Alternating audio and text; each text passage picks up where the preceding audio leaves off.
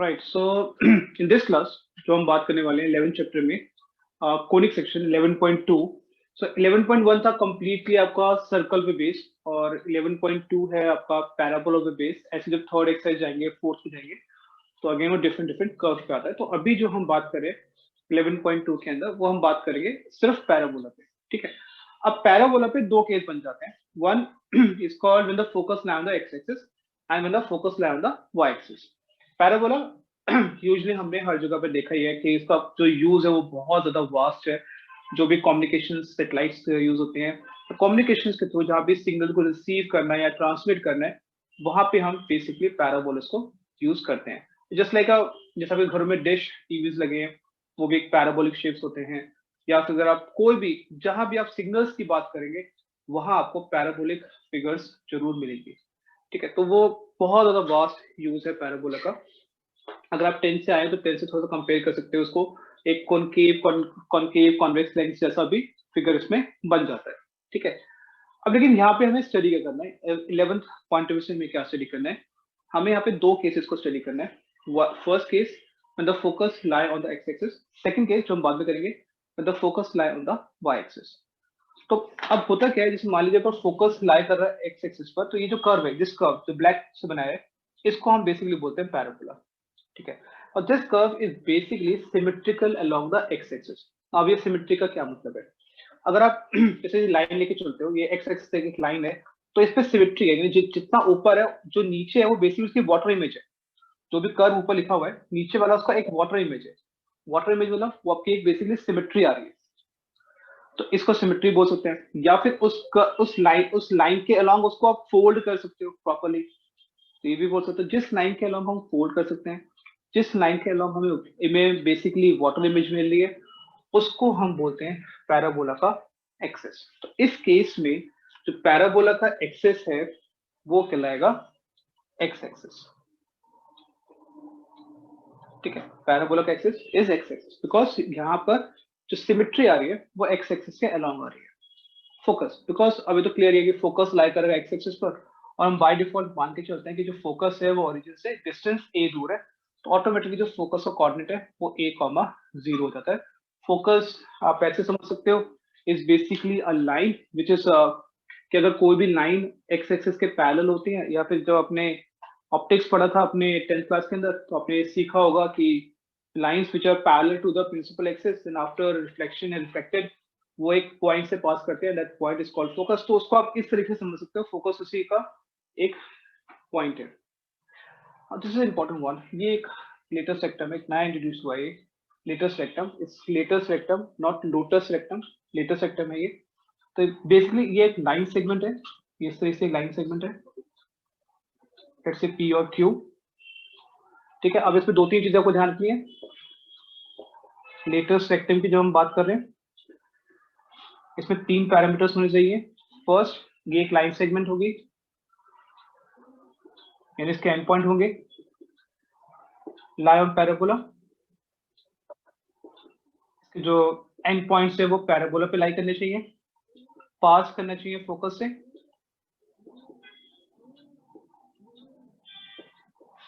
और परपेंडिकुलर होना चाहिए एक्सिस के साथ। तो अगर कोई भी लाइन सेगमेंट इन तीन कैटेगरी को फुलफिल कर रही है, तो वो आपका एक लेटेस्ट सेक्टम बनाता है।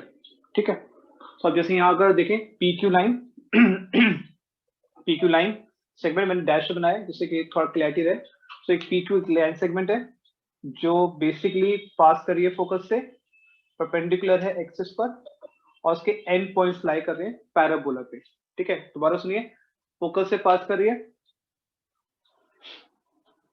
परपेंडिकुलर है एक्सिस पर, और उसके एंड पॉइंट्स लाई कर रहे हैं आपके पैराबोला पे। तो इसको हम बोलेंगे लेटेस्ट सेक्टम, और इसकी लेंथ होती है मॉड 4a। मैं पे मॉड 4a लगा रहा हूँ बिकॉज हो सकता है कि आपका जो 4a की जो वैल्यू है वो नेगेटिव आए, डिपेंड ऑन ए आपका राइट साइड में है या फिर लेफ्ट साइड में है। तो अगर ये आपका राइट साइड में तो मॉड की कोई जरूरत ही नहीं है, फिर तो ए पॉजिटिव होगा। बट ए अगर आपका लेफ्ट साइड में, यानी फोकस आपका नेगेटिव एक्सिस में, उस केस के अंदर आपका जो मॉड लगाना जरूरी है, बिकॉज लेंथ अगेन आपकी कभी भी नेगेटिव नहीं होती। डायरेक्ट्रिक्स देख लेते हैं एक बार। डायरेक्ट्रिक्स का कॉन्सेप्ट क्या है। डायरेक्ट्रिक्स हमेशा देखिए पैरेलल होती है लेटेस्ट सेक्टम के, ये हमें ध्यान रखना है। हमेशा पैरेलल जाएगी, और जितना दूर आपका लेटेस्ट सेक्टम होगा उतना ही दूर आपकी लाइन होगी, यानी कि फोकस जितना दूर रहेगा ओरिजिन से उतना ही पीछे आपको रहना है। That was the equation of directrix. इसका रोल क्या है ये अभी हमें डिस्कस नहीं करना, हमें सिर्फ इसको देखना है। एंड इक्वेशन इसकी आपकी आएगी x plus a equal to 0। ठीक है, x plus a equal to 0, that become your equation of directrix, that is the line which is parallel to the later sector, and which is actually the midway, which is same distance from the, and so that the vertex in origin is the midway between the later sectum and the directrix. आप ऐसे समझ सकते हो। The last which is important is equation of parabola. This is y square equal to 4ax. ये आपकी equation होगी y square equal to 4ax। तो ये आपका पहला केस है। ये 4-5 चीज आपको याद होनी चाहिए कि अगर आपका पैराबोला है जिसके अंदर एक्सिस आपका है एक्स एक्सिस, तो उस केस में आपका एक्सिस होगा x axis, focus coordinate a,0, letter सेक्टम mod of 4a, equation of directrix x plus a equal to 0, and equation will be y square equal to 4ax। अब sometimes क्योंकि ये सी shape बन रहा है तो मैं इसको अब कई बार सी शेप पैराबोला भी बोलूंगा। ठीक है, सी शेप पैराबोला ही बोलूंगा। और याद करना, इसकी इक्वेशन को याद करना बहुत आसान है। तो जैसे एक हिंट है कि किस तरह से याद कर सकते हो। देखो y की पावर 2 है, x की पावर 1 है, यानी 2 y है, 1 x है। तो देखिए अगर आप पूरे कर्व को ध्यान से देखो तो पर्टिकुलरली एक ही x को कवर अप कर रहा है, पॉजिटिव x को कवर कर रहा है, x की पावर 1, y की पावर 2, वो 2 y को कवर कर रहा है, y की पावर 2। तो आप इक्वेशन से भी जजमेंट ले सकते हो कि कर्व की फिगर क्या होगी, वो सी शेप बनेगा या फिर जो आगे हम पढ़ेंगे वो यू शेप बनेगा, depend on to the equation to equation. So this is basically type 1 या case 1 when the focus lie on the x-axis. Okay, अब एक बार सेकंड केस को देख लेते हैं। Case second, when the focus lie on the y-axis। ठीक है, तो फोकस आपका y-axis पे लाई करेगा, तब हमें क्या करना है। अगर आप शेप को देखो ध्यान से तो बेसिकली जो शेप बन रही है वो आपकी यू शेप बन रही है। पहले वाली जो शेप बन रही थी वो आपकी सी शेप था, इसलिए इसे आप बोलेंगे आप यू शेप पैराबोला। एक्सेस की बात करते हैं। ठीक है, अब यहाँ देखो ये जो पर्टिकुलर कर्व है वो y के अलोंग सिमेट्रिकल है, जैसे y है उसके अलोंग आप फोल्ड कर सकते हो, तो वाटर इमेज आ रही है यहाँ पे। तो यहाँ पे जो एक्सेस होगा वो हो जाएगा y axis. Focus coordinate, focus lie कर रहा है y एक्सेस पर, डिस्टेंस आपका अगेन सेम ही है, 0 ही है, तो फोकस कोऑर्डिनेट हो गया यहाँ पे 0,a।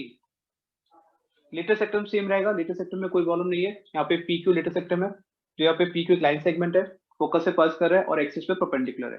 ठीक है, डायरेक्ट्रिक्स सेम अगेन, ये आपका डिस्टेंस a हो जाएगा parallel to the latus rectum, but यहाँ पे इक्वेशन आ जाएगी y plus a equal to 0। तो बेसिकली क्या हो रहा है, रोल्स चेंज हो रहे हैं x और y के, और equation of parabola become x square is equal to 4ay। ठीक है, तो ये बेसिकली आपके 10 फॉर्मूलेस हो गए, 10 पैरामीटर्स हैं जो हमें डिस्कस करने हैं इस पर्टिकुलर एक्सरसाइज में 11.2 के अंदर, और टाइप 1, टाइप 2 या केस 1, केस 2 जो से आप समझना चाहो। और इसको अगर देखो ध्यान से, x स्क्वायर है तो देखिए 2x को कवर कर रहा है, y है तो सिंगल y को कवर कर रहा है। आप इक्वेशन से भी फिगर को जजमेंट लिख सकते हो कि वो बेसिकली केस कौन सा है, केस 1 है या फिर वो केस 2 है। राइट, तो ये फॉर्मूलेस आप एक बार नोट डाउन कर लीजिए, उसके बाद फिर क्वेश्चन स्टार्ट करते हैं 11.2 एक्सरसाइज एनसीईआरटी के अंदर। Right, in each of the following exercises 1 to 6, find the coordinate of the focus to find focus हमें निकालना है, एक्सेस निकालना है, इक्वेशन ऑफ डायरेक्ट्रिक्स निकालनी है,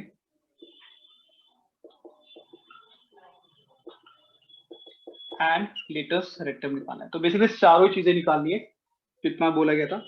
सो क्वेश्चन नंबर 1 से स्टार्ट करते हैं, y square is equal to 12x, यहां से स्टार्ट करते हैं। ठीक है, एक एक करके स्टार्ट करेंगे question. y square equal to 12x।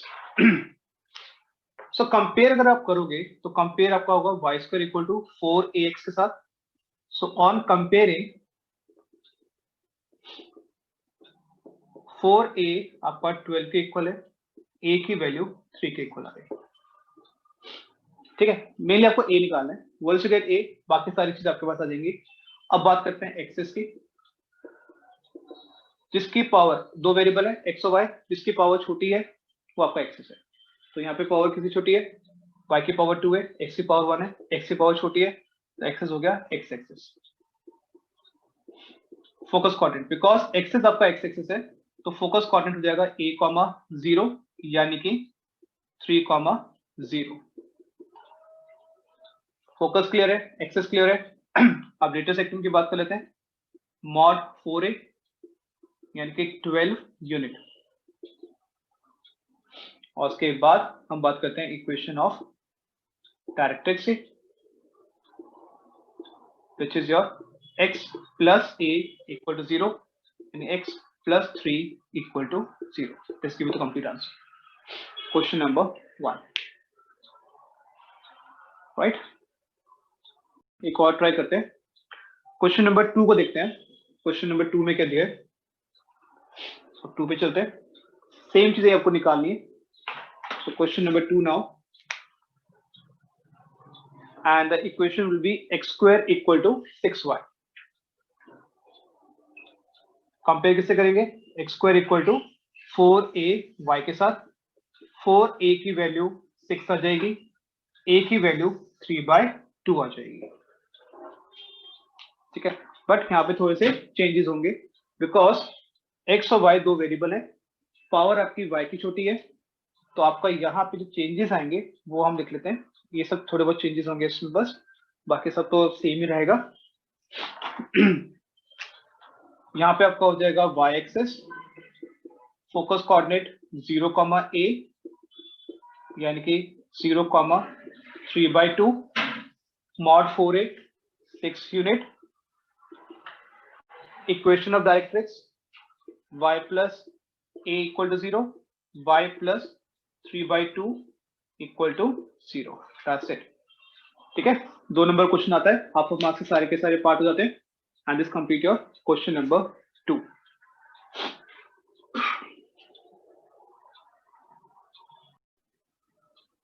चलो जी, एक बार देख लेते हैं क्वेश्चन नंबर 7 को, एक बार और देख लेते हैं। ठीक है, अब यहाँ पे देखो ब्लॉक वाइज करना है, 1 से लेकर 6 तक पूरा का पूरा एक ब्लॉक है, कोई जैसे क्वेश्चन है। 7, 8, 9, 10 ये आपका पूरा का पूरा एक ब्लॉक है, एक जैसे क्वेश्चन है। अब 7, 8, 9, 10 के अंदर आपको पैरामीटर्स गिवन है और इक्वेशन ऑफ पैराबोला पूछा गया है निकालने के लिए। तो क्वेश्चन में 7 में गिवन है, क्वेश्चन में फोकस कोऑर्डिनेट गिवन है विच इज 6, 0 और डायरेक्ट्रिक्स गिवन है which is x equal to -6। ठीक है, अब इस क्वेश्चन करने के 2-3 तरीके हैं, बट मैं आपको शॉर्टेस्ट तरीके से बताऊंगा कि बिल्कुल शॉर्ट तरीके से हम इसको कैसे सॉल्व करेंगे। फोकस कोऑर्डिनेट 6, 0 है, फोकस होता है a, 0, तो a की वैल्यू 6 आ गई। ठीक है, हमने 2 केस पढ़े। पहला case with the focus lie on x axis, with the focus lie on y axis. अगर यहाँ पे देखो, यहाँ पे जो फोकस लाई कर रहा है वो लाई कर गया x एक्सिस पर। तो इस केस में जो इक्वेशन ऑफ पैराबोला आती है वो आपकी आ जाएगी y² is equal to 4ax। a की वैल्यू ऑलरेडी मेरे पास है, तो y² is equal to 24x, ये मेरा आंसर है। बिल्कुल डायरेक्ट करना है, डायरेक्ट का कोई रोल नहीं है, आप डायरेक्टली इस क्वेश्चन को सॉल्व कर सकते हो। आप a की वैल्यू निकालो and then get the values of, get the equation of parabola. इसी तरीके से अगर आप क्वेश्चन नंबर 8 पे आ जाते हो, साथ साथ कर लेते हैं। क्वेश्चन नंबर 8 एक बार देख लेते हैं।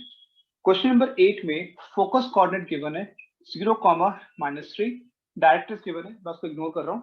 तो यहाँ पे फोकस आ जाएगा 0, a की वैल्यू -3। ठीक है, बिकॉज फोकस लाई कर रहा है y एक्सिस पर, सो इक्वेशन आ जाएगी x² is equal to 4ay। It means x² is equal to -12y, ये आपका आंसर है। तो डायरेक्टली करना है। ठीक है, इसी तरीके से अगर हम क्वेश्चन नंबर 9 पे जाएंगे तो फोकस 3 है, 3, 0 है, ये आपका 3 हो जाएगा, फर्स्ट केस हो जाएगा वो, बिकॉज वहां पे एक्स एक्सिस पे लाई कर रहा है। क्वेश्चन नंबर 10 में भी आपका एक्स एक्सिस पे लाई कर रहा है फोकस, तो ये आपका -2 है। तो इन दैट वे आप क्वेश्चन नंबर 7, 8, 9, 10 को स्ट्रेट अवे कर सकते हो। This complete question number 8 exercise 11.2। So question number 11 एक बार देख लेते हैं। क्वेश्चन नंबर 11 हमें किस तरीके से करना है।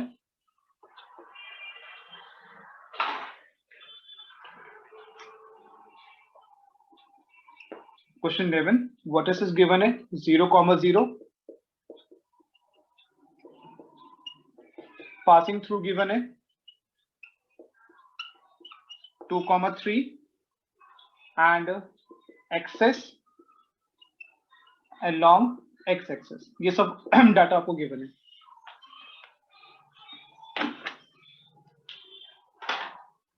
सो इसका तो कोई रोल नहीं है अभी, क्योंकि पासिंग थ्रू बोला हुआ है, इट मींस x गिवन है, y गिवन है, एक्सेस along x एक्सेस है। तो इक्वेशन ऑफ पैराबोला आ जाएगी आपके पास, y square is equal to 4ax। अगर आप बोलते हैं एक्सेस along y एक्सेस, तो इक्वेशन आपकी होगी x square is equal to 4ay, depend on कि सिमेट्री कहां पे गई है, x एक्सेस पे या फिर y एक्सेस पर। x और y की ऑलरेडी वैल्यू मेरे पास है। 3 का square is equal to 4 into a into 2, 9 is equal to 8 of a की वैल्यू 9/8 आ जाएगी।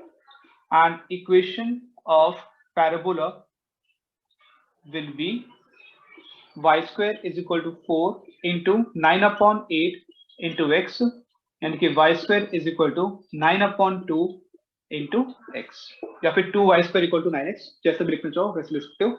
इस कंप्लीट क्वेश्चन में 11 12 इसी की लाइंस पर ही है, फर्क है वहां पे एक्सेस along x एक्सिस की जगह पे axis along y axis given है, right. This all about your 11.2 exercise.